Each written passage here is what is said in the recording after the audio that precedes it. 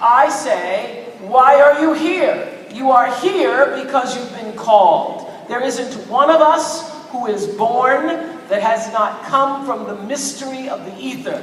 Not just the seed of our father and our mother, not just that sperm going up there up the channel, swimming, all millions of them fighting for that one egg. If you are here and you are breathing, you've been called, brought from the mystery through your father's seed and your mother's womb. Now, it is said that to be here on earth, to live and to thrive and to be able to offer what you have to offer, that's the true gift.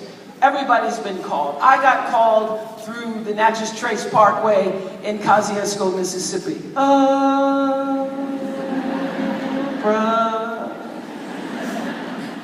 I entered being called.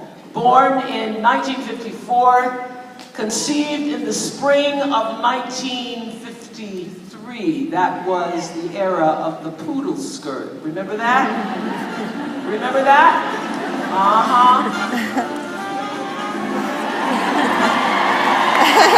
Yes, those were the poodle skirts. And my mother loved wearing a poodle skirt, and that is not my mother.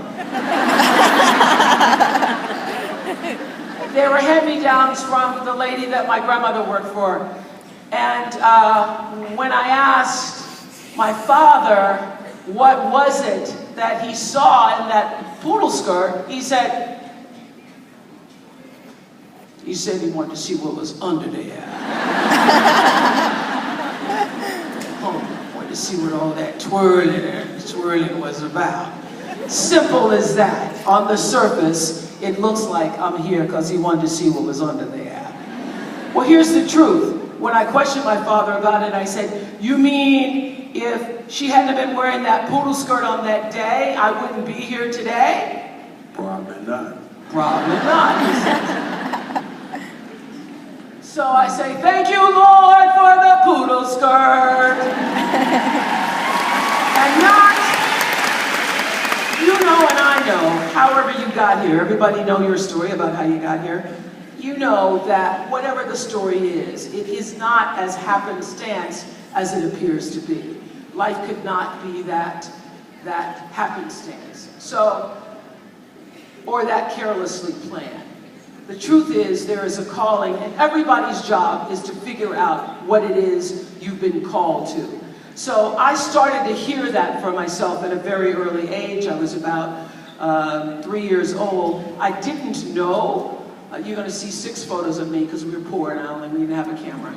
So I didn't know at the time what that was, but I was watching my grandmother hang clothes on the line, and I remember hearing her say to me at the time, Oprah Gale, that's my middle name, Oprah Gale, you better watch me now, because one day, girl, you're going to have to learn how to do this for yourself. So I'm watching her, and I'm on the back porch, actually, helping churn butter at a young age. And the voice inside me, watching her, I could feel that it was cold outside because I could see the moisture from her breath, just like Saskatoon in springtime.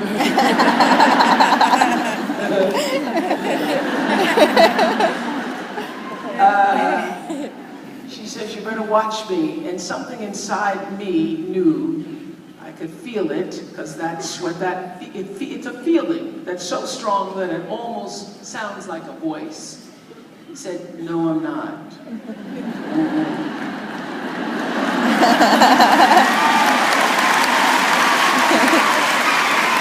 He said, that's not going to be my life. But I had sense enough not to tell my grandmother that. I had sense enough to keep that to myself. I will tell you the truth. That feeling that I felt when I was a young girl, 3, 4 years old, on the back porch, I have been listening to that feeling my entire life. And that feeling has brought me from Mississippi through Nashville to Chicago and now Saskatoon.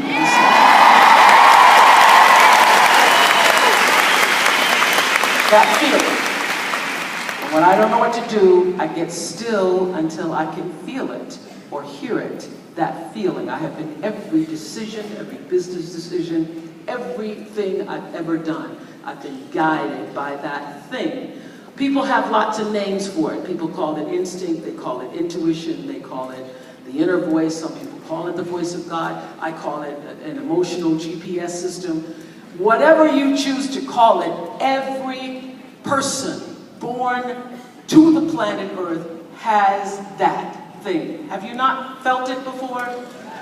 When you allow yourself to feel it and to hear it, you can never go wrong, ever.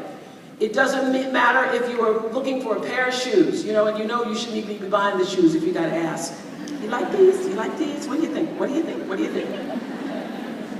If it's a shoe, a job, a husband, a house, it's all the same. You get still until you feel it. If you don't feel it, when you don't know what to do, you do nothing. You do nothing until you can feel it, because it will not show itself when you are listening to all the voices of the world. The voices of the world, your sister, your mother, your aunt, your cousin, your friends will drown out that which is truly the inner voice, your intuition, the voice of God, if you let it. It is always there. It is always there, and you have to know that it's always there. It only shows up when you get still. So, I grew up in the church. That particular church is still sitting there. They now have named it a community center. I grew up in a church speaking in front of small audiences. People sitting in the front row fanning themselves, saying to my grandmother, Lord, this child is the talkingest child. She sure can't talk. Because at 3 years old, I was already reciting Bible verses. I learned to read from the Bible, so I was reciting Bible verses, and because we were poor, we would have little pieces of the Bible that they used to call Easter pieces or Christmas pieces. So my first piece was, Jesus rose on Easter Day. Hallelujah, hallelujah, all the angels did proclaim. And people acted like it was the Sermon on the Mount. It was like, Lord, this child can talk and breathe. So I've been doing that my whole life. That was the beginning of my broadcasting career in that little church. So this is how you know what you're called to do. Does everybody know what your calling is here? If you don't, okay, you don't know, great, we can talk about it. If you don't know what your calling is, it feels like it's putting you in the space of your highest order, your juice. It feels like, this is what I'm supposed to do. I felt something rising in me that I couldn't explain or contain as a little girl. That's why I knew I was not going to be on the back porch hanging out clothes out of a pot. I knew that. Calling me to a life that I couldn't imagine. I didn't know it was calling me to Saskatoon. I didn't know that. But everything in your life that happens to lead you to this very moment. Everything that's ever happened has happened to put you in this very moment. So over the years, people have been interested in my story. Lots of people have done stories about my story. But to understand my story, you have to understand who I am. You ever think about that question? It's a big question. Who am I? That every human being has the responsibility to ask of herself, himself. Who am I?